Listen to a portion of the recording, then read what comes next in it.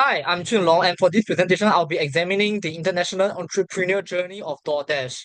So, firstly, for the overview of DoorDash, DoorDash was founded in 2013 by Tony Xu, and it offers on-demand delivery services to consumers.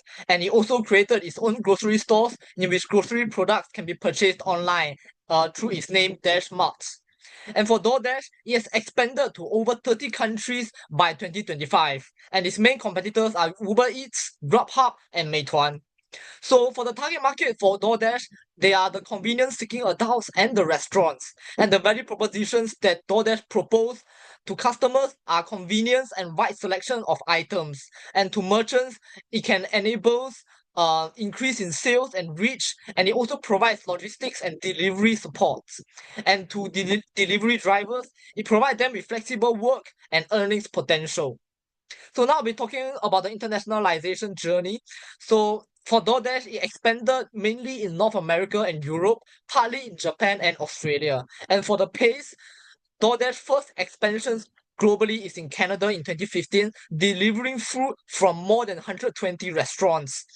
And after that, it followed by the gradual expansion into various North American countries until 2021, when it brought over Volt.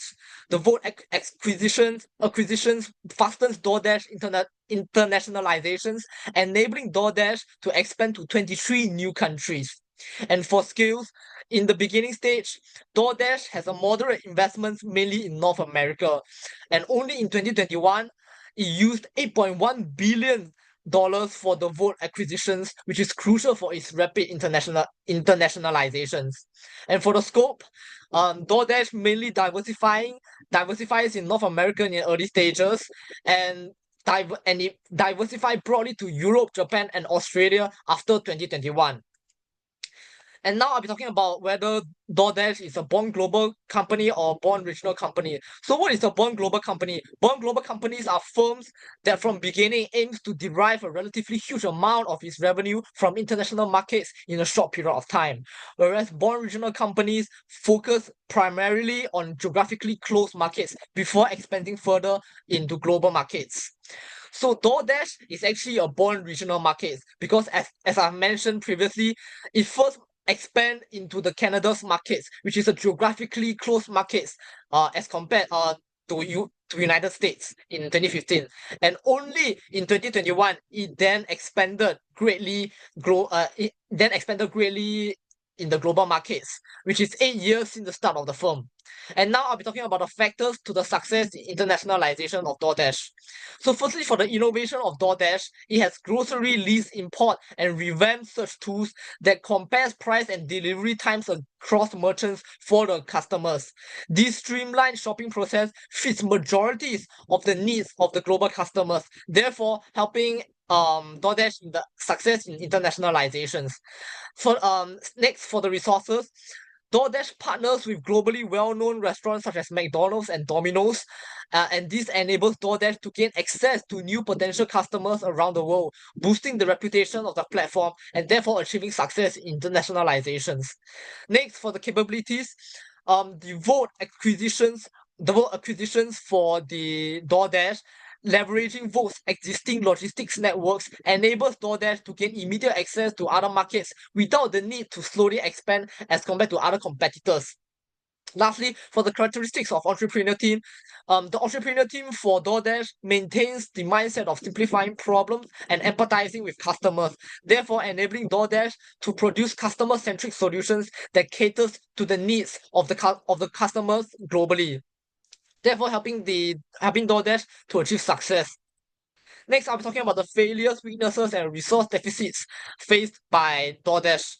So DoorDash actually faced a work relation error in 2025, which is about wage theft, causing protests against DoorDash by delivery workers in New York. This affects the global reputation of DoorDash, critical for long-term internationalization for DoorDash. Furthermore, it experienced a problem of unstable amount of delivery workers. Although DoorDash offers a potentially higher pay per hour as compared to other competitors, as shown on the slides, platforms such as Uber Eats has higher consistent demand of delivery workers. Therefore, DoorDash will face a potential of losing delivery workers to competitors and thus causing decline in quality of service during high demand periods due to a decrease in delivery workers, causing lower efficiencies. And next, I'll be talking about the factors that drove DoorDash to internationalize.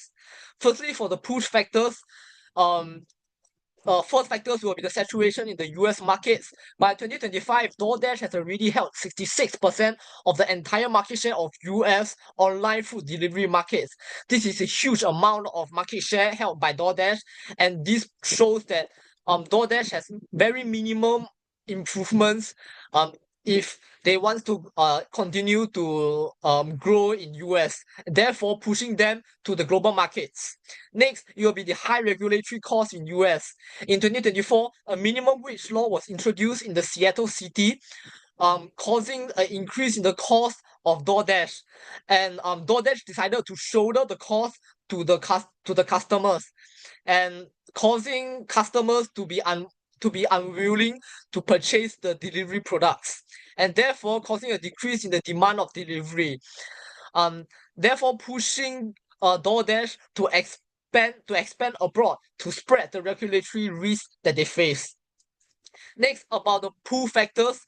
First factors will be the underpenetrated markets, such as the markets in France. So France has a lower food delivery penetration of 39.2% as compared to US markets, which is a 52.6%, signifying a great room of growth in the market in France. Therefore, attracting DoorDash to advance into global markets, such as in markets in France. Furthermore, the food delivery regulations in Japan also pull DoorDash towards global markets. Freelance Act in Japan provides protection. Japan actually introduced a Freelance Act which protected freelance jobs such as delivery riders, which formed a predictable legal environment. This reduces the regulatory risk faced by DoorDash and therefore pulling DoorDash to global markets such as the markets in Japan. Next, I'll be talking about the outlooks of DoorDash 5 years from now. Firstly, I'll be talking about the outlook of DoorDash in internationalizations based on the opportunities that they face. Firstly, it's the merging and acquisitions of other companies. In 2025, DoorDash has succeeded in the acquisitions of Deliveroo of 5 billion Singaporean dollars, and this will enable the expansion of DoorDash to more than 40 countries in the world. These acquisitions of competitor companies such as Deliveroo will enable a further growth in a further growth of DoorDash. Next, the usage of new technologies in delivery. So DoorDash, the partnership with Flytracks, DoorDash increases the usage of drones for delivery, therefore enabling faster and more efficient delivery, therefore saving costs for DoorDash, and enabling DoorDash to make further investments in internationalizations. Next, about the outlook of DoorDash in internationalization based on threats. The first threat is the fierce competition of local delivery service platforms such as Meituan in China. So China's famous delivery service platform Meituan has nearly 70% of the delivery market in China, creating problems for DoorDash to enter the China markets, and therefore causing obstacles in the internationalizations into the China markets. Furthermore, recessions caused by China-US trade wars can also affect internationalizations in the global markets. China-US trade war will cause global recessions if it gets severe, causing consumers to be more unwilling to use delivery service due to the decrease in the disposable income by them, hence reducing the revenue earned by DoorDash and therefore reducing the potential of the internationalizations made by DoorDash towards the global markets. All this will then cause a decrease in the internationalizations of DoorDash. And these are the references that I have made in the research for the case of DoorDash. And thank you. This is the end of my presentation.